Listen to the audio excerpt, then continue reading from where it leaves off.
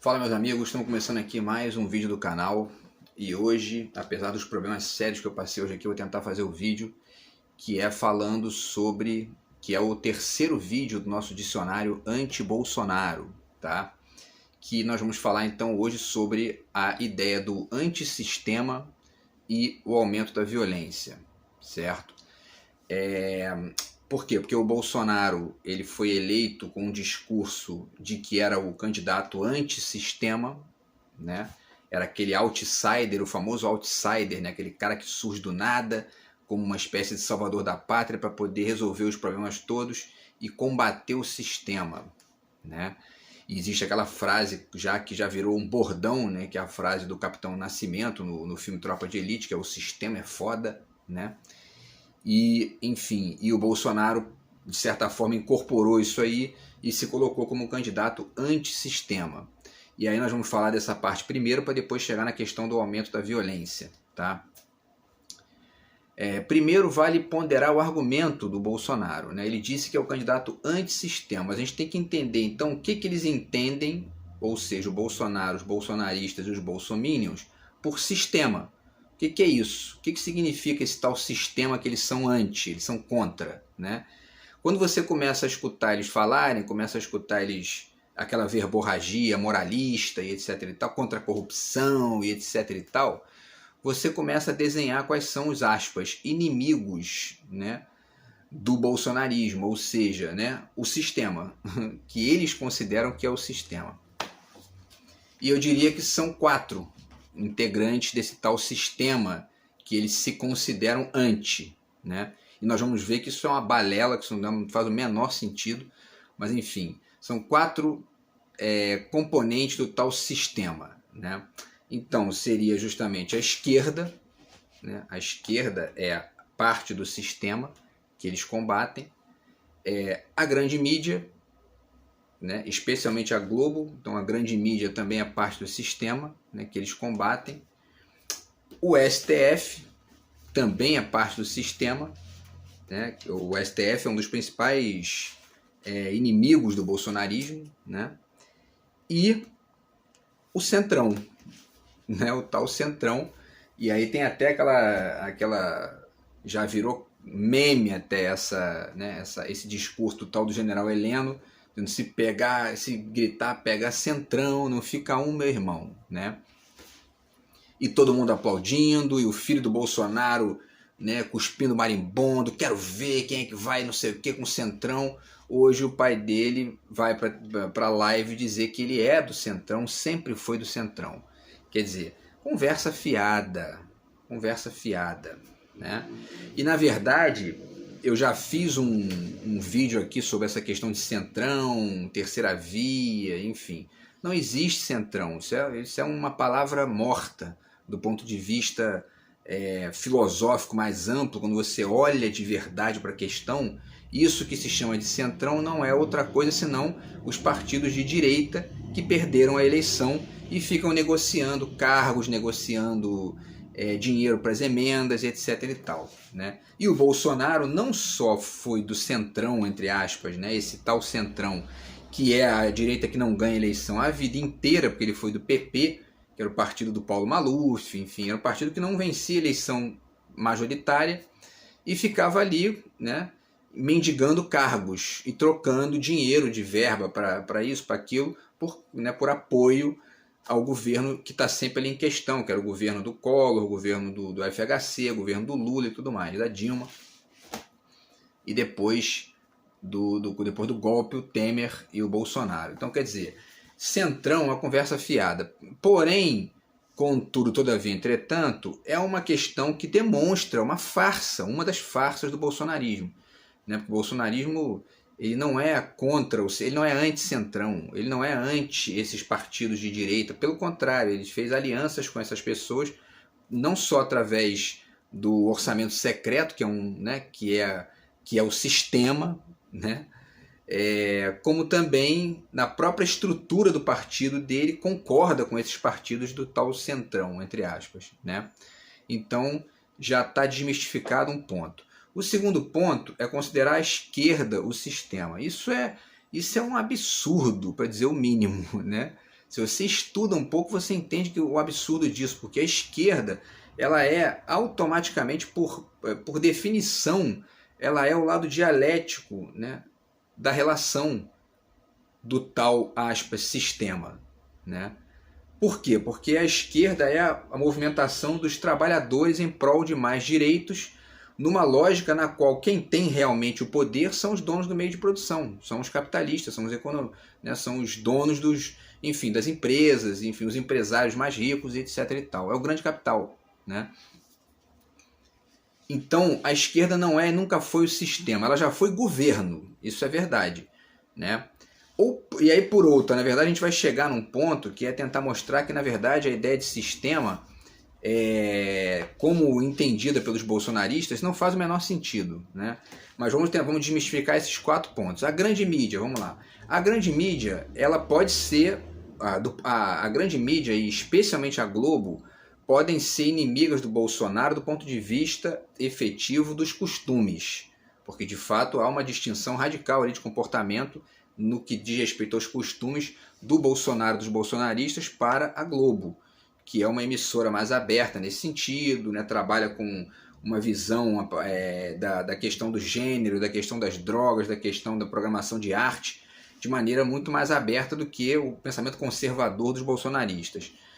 E no fundo, mesmo essas emissoras que estão conectadas com o Bolsonaro ali no momento, que especialmente o SBT, a Bandeirantes, enfim, porque o Bicho Macedo já é um pouco mais conservador mesmo, mas essas outras também são abertas, também têm uma perspectiva mais aberta, estão vinculadas com o Bolsonaro ali muito mais por uma questão de ocasião, né?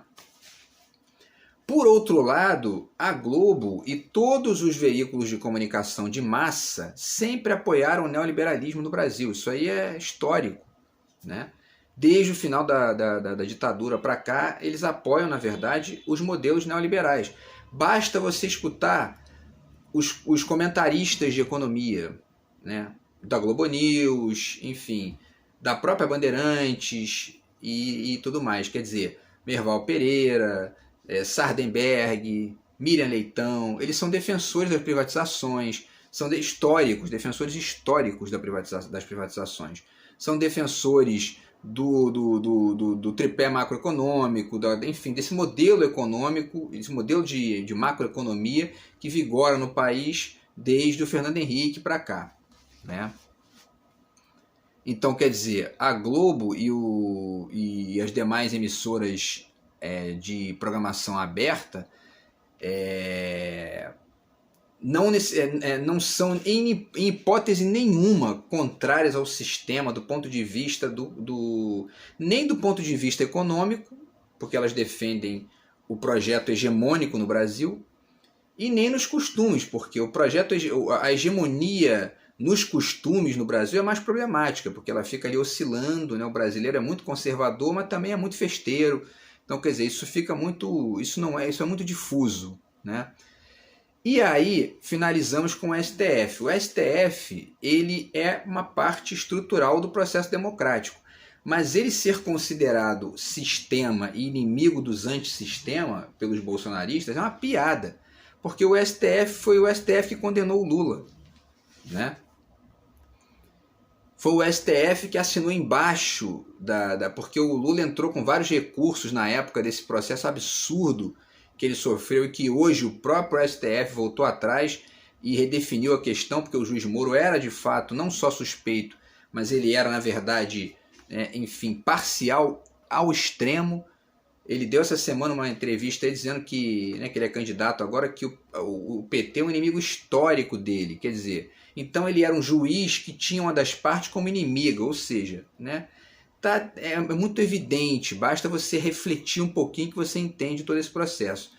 E, enfim, teve um filme bem interessante que saiu agora do cinema também, muito bacana, eu esqueci o nome agora do filme, mas ele conta exatamente essa história, com o Leandro Demore, né, do Intercept, um filme bem interessante, e ele descreve esse processo. Então, quer dizer, o STF assinou embaixo, porque o STF negou os recursos todos do Lula na época, mesmo sabendo que era evidente que o juiz Moro era parcial, que o processo estava cheio de erros, cheio de nulidades, e enfim, e eles prenderam o Lula, né? durante 500 e poucos dias, uma prisão injusta, absurda, né, e que depois foi né, enfim, o processo foi consertado e tudo mais, mas enfim, o fato é que ocorreu isso, né? Então o STF ser o sistema, né, do ponto de vista de algo que é a ser negado, né, quando o STF assinou embaixo da prisão do Lula, os bolsonaristas apoiaram, né? Então é uma conversa fiada 4 vezes, esse papinho furado. E aí a gente finaliza essa reflexão sobre o sistema, né? Vamos ver o tempo aqui. A gente finaliza essa reflexão sobre o sistema com a dica desse livro aqui, que é o Ciência com Consciência, do Edgar Morin. Tá? Por quê? Porque essa ideia de sistema, entendida como algo que destaca radicalmente dois elementos, um absolutista, né? um elemento que é o central e um elemento que é o anti, isso não faz o menor sentido. Por quê? Porque se você olha para a questão dessa maneira, você não entende que o processo tem as duas partes envolvidas, e mais do que essas duas partes, né? Tem várias partes envolvidas, mas mais amplamente ali duas propostas do ponto de vista político, que são a proposta à esquerda e a proposta à direita, com variações, como eu já falei também em outros vídeos aqui. E aí o vídeo do Edgar Morin ajuda a entender isso, né? E ele fala aqui na página 265, ele tem uma citação interessante que ele diz: fez-se justamente constatar que um organismo não é constituído pelas células, mas pelas ações que se estabelecem entre as células. Ora, o conjunto dessas interações constitui a organização do sistema. Quer dizer, o sistema são várias células que estão ali o tempo todo em conexão e ao mesmo tempo em conflito, né? No caso de um organismo vivo, por exemplo, a doença configura um certo conflito ali, enfim, e o funcionamento e o crescimento e o metabolismo do organismo significam, na verdade, essa movimentação orgânica, né? E, portanto, sistêmica da coisa toda. E aí o Morin sugere, para finalizar, ele sugere que a gente comece a olhar para a coisa não a partir de um olhar sistêmico, mas a partir de um olhar de complexidade, né? E aí ele pondera aqui na página 272, ele vai dizer, né, sobre a incerteza, a indeterminação, a aleatoriedade, as contradições, e, enfim, que são ingredientes não elimináveis da nossa percepção do real. Ele finaliza dizendo: a complexidade é insimplificável. É o que decorre do paradigma sistema, né? Que na verdade ele é complexo porque nos obriga a unir noções que se excluem no âmbito do princípio de simplificação e redução. Todo parte, uno, múltiplo, etc. E tal. E aí entenda-se também governo e oposição, por exemplo, né? Porque não existe governo sem oposição. Governo sem oposição é ditadura, né? E aí a complexidade é eliminada, porque de fato o que ocorre ali é uma coisa completamente monolítica, né? Então, quer dizer, o olhar que entende a complexidade, ele percebe melhor essa amplitude da coisa, e aí a gente não cai nessa baboseira de dizer que é antissistema. Ninguém é antissistema. Você pode ser oposição ao governo, né? Ou oposição ao projeto dominante, ou ter uma opinião diferente daquela hegemônica, beleza, mas você não pode ser antissistema, porque para você ser antissistema você tem que ir embora, tem que morar na selva, entendeu? E mesmo lá você vai ter, enfim, né? Porque daqui a pouco chega alguém lá para poder fazer um tipo de, né, para derrubar uma árvore, você vai ter que se virar com isso. Então, quer dizer, esse papinho de antissistema é uma conversa fiada. E aí vamos para a questão da violência, né? Vamos passar para a questão da violência, que é o nosso segundo foco do vídeo de hoje, tá? Segundo números que constam aí, eu vou deixar o link para vocês aqui, o número de assassinatos no Brasil diminuiu nos últimos anos. Isso é um fato, isso é verdade. Alguns especialistas ponderam que essa diminuição ocorreu por conta da pandemia, porque muita gente ficou dentro de casa, né? Enfim, e aí efetivamente que o contato entre as pessoas diminui e a violência também diminui junto, evidentemente.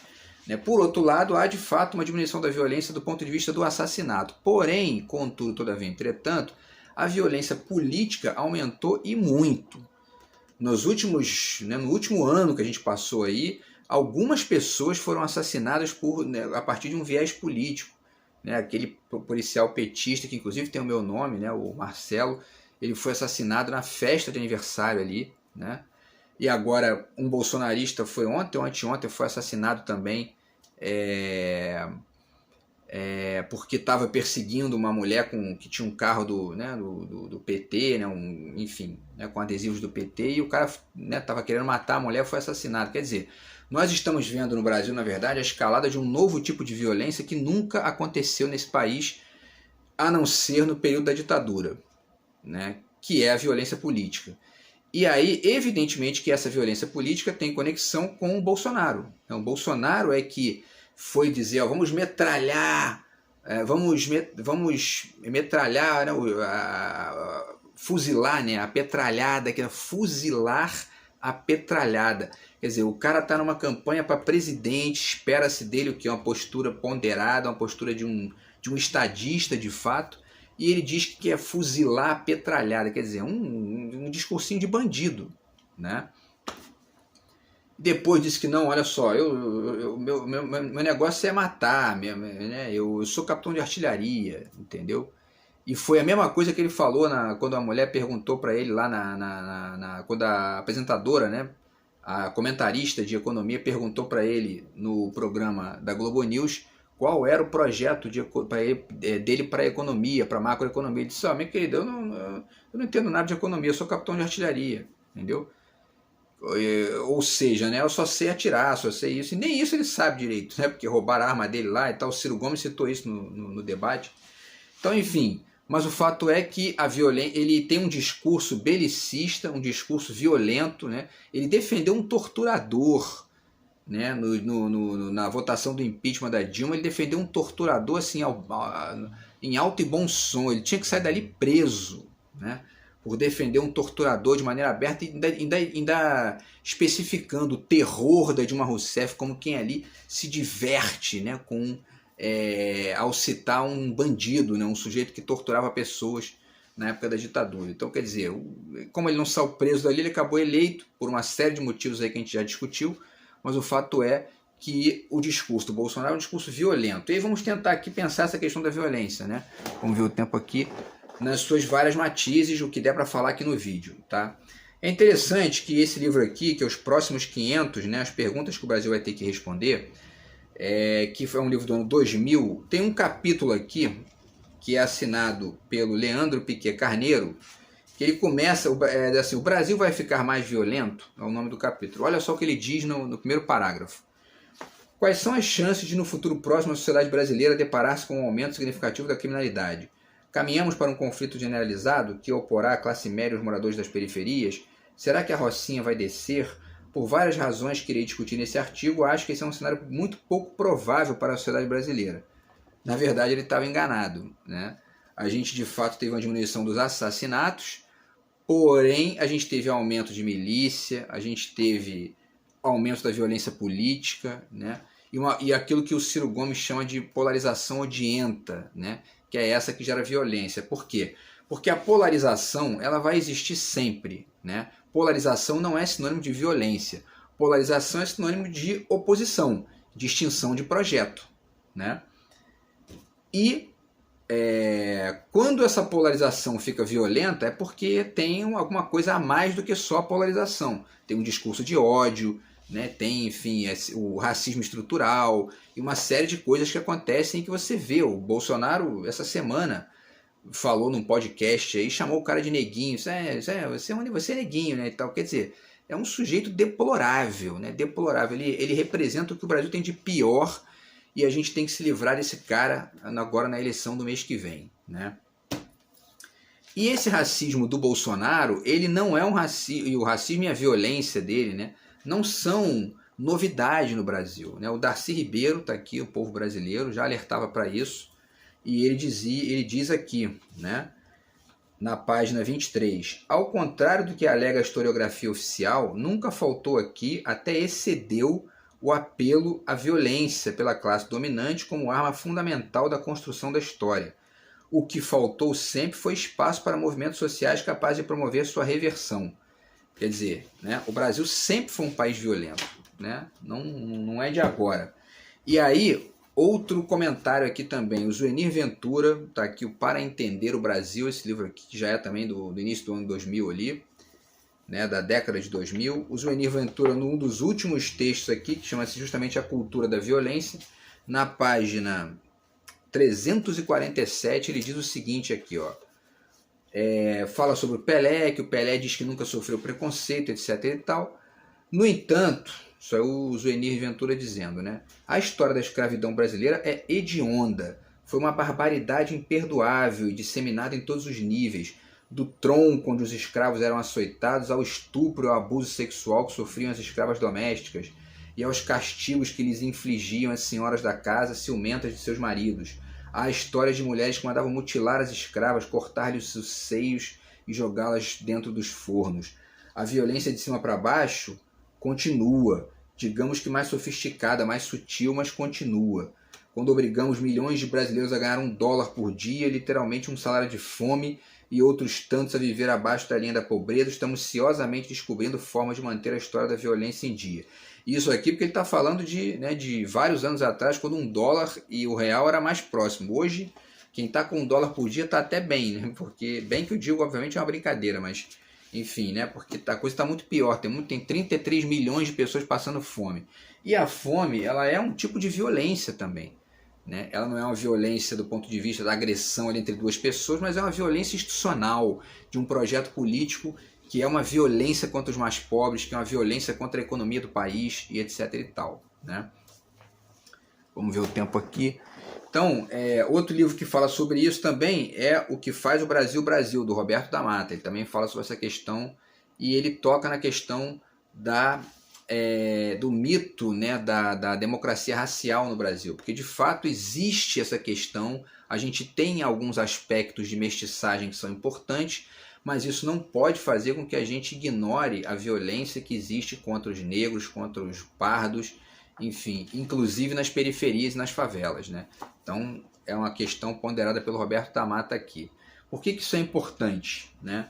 Porque a questão da segurança pública é uma questão que o tema da violência gira em torno da questão da segurança pública conectada com outras áreas. Só que o governo Bolsonaro ele não pensa a segurança pública como um problema orgânico, né? Ele pensa como um problema fragmentado, né? Um problema retalhado ali no âmbito da polícia, né? E da repressão direta. Quando, na verdade, o que mais dá certo é você pensar o tema da segurança conectado com a questão da educação, com a questão da saúde, porque você aumentou o acesso das crianças à escola, você minimiza o aumento da violência, o aumento do tráfico, o aumento dos crimes, enfim, porque você está aumentando oportunidades para as pessoas. Quando você gera saúde de qualidade para as pessoas, você está diminuindo a violência, você está diminuindo a violência contra as pessoas, a violência institucional, que é essa violência de um Estado que não faz o papel que lhe é devido, né? E aí tem ótimos livros aqui para fechar, né? Esse livro aqui, que é o Segurança Tem Saída, do Luiz Eduardo Soares, que é um grande pensador dessa área, tá? Ele vai tocar nessa questão também, né, do papel do Estado na segurança pública. O Estação Carandiru, do Drauzio Varela, também, que é um livro importantíssimo para poder falar sobre essa coisa não só do próprio Carandiru, mas da questão prisional no Brasil, porque é um reflexo dessa visão que hoje é radicalmente bolsonarista, né, de que tem que encarcerar e só, né? No caso das drogas, por exemplo, isso é muito evidente, né? E aí eu vou citar isso aqui também, que é uma reportagem da revista Cult 165 de fevereiro de 2012, tá? Tá aqui, ó, que fala justamente sobre a Cracolândia, né, e tal, que é o crack social. E tem uma entrevista aqui muito interessante com o João Gulão, né, que foi o criador do plano pioneiro para tratar dependentes de químicos em Portugal. E aí o João Gulão dá uma entrevista interessante aqui, na qual ele fala sobre esses pontos, né? Ele diz: é preciso pensar a oferta de cuidados de saúde e encarar o fenômeno da perspectiva da saúde pública, e não só da polícia, né? E aí ele continua. Quer dizer, né, aqui está a matéria descrevendo o João Gulão, e aí diz: tornou-se responsável pelo programa que descriminalizou que descriminalizou o uso de entorpecentes e passou a oferecer tratamento para os dependentes, algo que acabaria visto como uma das experiências mais bem-sucedidas nesse setor em todo o mundo. E o João Gulão vai falando aqui, né, porque é uma entrevista com ele fala sobre vários aspectos, inclusive um olhar que minimiza essas diferenças entre droga lícita e ilícita, né? Porque no final das contas, os países que resolveram de verdade o problema da droga, ou pelo menos minimizaram, foram os países e são os países que olharam para a droga não do ponto de vista moralista e, portanto, aspas, ideológico no sentido estrito que o bolsonarismo usa. Porque os bolsonaristas são radicalmente ideológicos em relação ao problema da droga, por exemplo. Eles entendem a droga como algo ruim e, portanto, criminalizável especificamente. E aí eles não eles não investem em saúde pública, por exemplo, e também não investem numa visão liberal que entenda que isso é problema de cada um, né? O problema é quando você realmente faz alguma coisa com os outros. Aí sim você tem que pagar, mas não é só o cara que usa drogas que tem que pagar, é o cara que luta e vai e bate nos outros na rua, enfim. Todo mundo que faz um mal para outra pessoa tem que pagar, né? Mas não é a droga que causa isso, né? A droga não é a causa disso. E o João Gulão fala disso nessa entrevista de maneira muito interessante, né? E ele diz, né, para finalizar, ele fala: a forma que encontramos para lidar com o problema foi fazer um conjunto de políticas, nomeadamente uma oferta abundante de respostas no nível do tratamento, para quem quiser se tratar, e o desenvolvimento de medidas de redução de danos. Está aqui na página 20. Tá? E isso remete, na verdade, ao documentário do Michael Moore, né, que eu já falei também várias vezes desse documentário, que é O Invasor Americano. Vamos ver o tempo aqui. No qual ele entrevista um cara chamado Nuno Capaz, que é justamente uma espécie de ministro das drogas de Portugal, na época que já foi mais ou menos ali naquela mesma época, nessa mesma época dessa entrevista aqui. E o Nuno Capaz esclarece para o Michael Moore que nenhuma pessoa mais era presa em Portugal por uso de drogas e que isso diminuiu radicalmente a criminalidade, diminuiu, enfim, o encarceramento em massa, diminuiu uma série de coisas, inclusive o próprio uso, né? Porque essa questão de proibir muitas vezes é o que estimula muita gente a fazer, né? E aí, para finalizar, tem mais alguns temas importantes em relação à violência também, que tem conexão com o bolsonarismo. Esse livro aqui do Inácio Cano e do Newton Santos, tá? Violência letal, renda e desigualdade social no Brasil. Quer dizer, a desigualdade econômica, ela é também um foco de violência. Então, quando a gente não investe em geração de emprego, em aumento do consumo, em tecnologia, em oportunidade de educação, você também está contribuindo para aumentar a violência, né? Uma outra questão também importante é a questão do linchamento, né? Esse livro aqui também é interessante, tá? Do Paulo Rogério Menandro e do Lídio de Souza, da Universidade Federal do Espírito Santo. A justiça que não tarda, mas falha, né? Os linchamentos. E por que eu estou trazendo essa questão? Porque o que os bolsonaristas fizeram e continuam fazendo contra o Lula, por exemplo, é um linchamento diário, né? Não só na época lá do impeachment da Dilma e depois com as fake news e tudo mais, mas hoje ainda, né, sistematicamente se refere ao Lula como ladrão, ex-presidiário, como se ser ex-presidiário fosse algo ruim, né? Quer dizer, a pessoa já pagou ali a pena, ela agora está ali, enfim. E no caso do Lula não foi nem isso, porque o processo foi anulado. Então, quer dizer, é um linchamento simbólico que, em alguns casos, já acaba gerando violência física, como tem sido aí nas últimas semanas, né? E aí, para finalizar, tem a questão da guerra também, né? Que o Brasil é um país conhecido por não fazer guerra, né? Historicamente, né? E aí eu finalizo com essas duas dicas aqui. Esse livro, Por que Nós Brasileiros Dizemos Não à Guerra, da editora Planeta, tá? E esse livro aqui traz textos da Ana Maria Machado, do Frei Beto, do Arthur da Pieve, Inácio Cano, que eu já falei de outro livro dele aqui também, e José Arbex Júnior e mais alguns outros autores, tá? Então, quer dizer, pensando nessa questão, porque o Brasil diz não à guerra. E o fato é que o Bolsonaro, tem dois eventos aí do Bolsonaro nesse sentido, né? Um dele falando sobre a Venezuela lá, e o outro patético, ele dizendo pro Biden, né, que não, porque não sei o que, quando não acaba o discurso, tem que ter, né, eu não sei qual foi a expressão que ele falou, que tem que ter bala na agulha, o negócio é tem que ter bala, então quer dizer, é patético, Bolsonaro é patético, né? E aí a última dica do vídeo de hoje, tá? é esse romance do Saramago, que infelizmente foi o romance que ele não conseguiu terminar, né? Que ele e a gente está no centenário do Saramago, em novembro desse ano agora, que é o Alabardas, tá? Que é o romance que ele deixou incompleto sobre a indústria de armas, né? Que também tem conexão com o problema da violência. Beleza, pessoal? Então é isso. Espero que vocês tenham gostado do vídeo de hoje aí, tá? Desculpa aqui alguma coisa, porque hoje passei por um problema sério, estou tentando resolver. E, enfim, é um vídeo que também continua aqui nessa sequência de tentar contribuir para a gente poder se livrar do bolsonarismo, pelo menos do ponto de vista do Estado, e a gente depois partir para a dialética para tentar minimizar o estrago ideológico mesmo que essa gente está fazendo no Brasil nos últimos anos. Beleza, pessoal? Então é isso, espero que vocês tenham gostado. Se você gostou, curta, compartilhe, e no próximo vídeo a gente vai discutir as fake news, beleza? Abraço, até lá, fui!